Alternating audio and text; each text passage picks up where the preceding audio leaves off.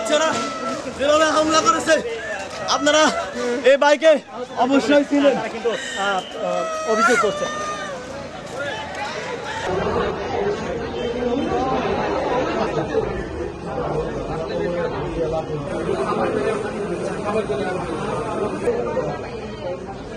গত 2 দিন আগে একটা খসড়া বেরিয়েছে, সেখানে হচ্ছে জুলাই সনদ স্বীকৃতি দেওয়া হবে, তবে জুলাই সনদে আমাদেরকে রাষ্ট্র স্বীকৃতি দিবে না, তবে জুলাই সনদ হচ্ছে ওরা বাস্তবায়ন করবে।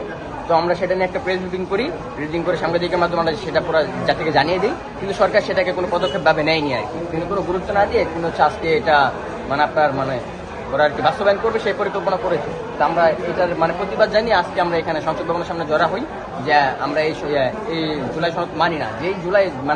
যেই জুলাই হচ্ছে শহীদ এবং আহতদের দিয়ে এসেছে, যেই জুলাই হচ্ছে আমাদের দিয়ে এসেছে, সেই জুলাই সনদ যদি আমরাই না থাকি তাহলে এটা জুলাই সনদ কিভাবে হয়? আমি মনে করি যে ইন্টারিম সরকার হচ্ছে তিনি একজন ব্যর্থ, এই জুলাই সনদটা হচ্ছে ব্যর্থ। তাকে ব্যর্থ বলার কারণ হচ্ছে এটাই যে জুলাই চলে গেছে, প্রায় দীর্ঘ 1.5 বছর হয়ে গেছে। 1.5 বছর উনি এখন পর্যন্ত জুলাই সনদটা তৈরি করতে পারেনি, আবার করেছে তা হচ্ছে আমাদেরকে না রেখে। তাহলে এটা অবশ্যই আজকে আপনাদের কিভাবে, আপনি যে বলছিলেন আপনারা জুলাইয়ের সময় জড়িত, আপনার জুলাই সময় জুলাই আন্দোলনে আমরা হচ্ছে 5 আগস্ট থেকে গুলিবিদ্ধ হওয়ার পর সেখানে আর কি আপনার অস্ত্রোপচার করে নিটুর পঙ্গু মেডিকেল আর কি নিটুরে সেখানে আর কি এক হাত কেটে ফেলতে হয়। তার পরবর্তী সময় হচ্ছে ব্রাক আমাকে একটা হাত গিফট করে আর্টিফিশিয়াল, সেটা হচ্ছে আমি ব্যবহার করি।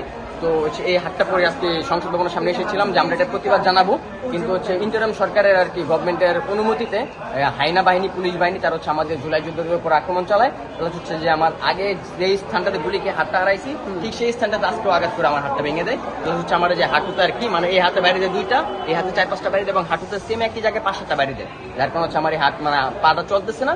তো হচ্ছে আমার এই হাতটা এটাও ভেঙে ফেলছে, এটা তো আমি তেমন আঘাত পাইনি, কিন্তু এক জায়গায় বাইরে দেওয়ার কারণে পাটা চলাচল করতেছে না, যার কারণে হচ্ছে আমি ঢাকা মেডিকেলে আসতে বাধ্য।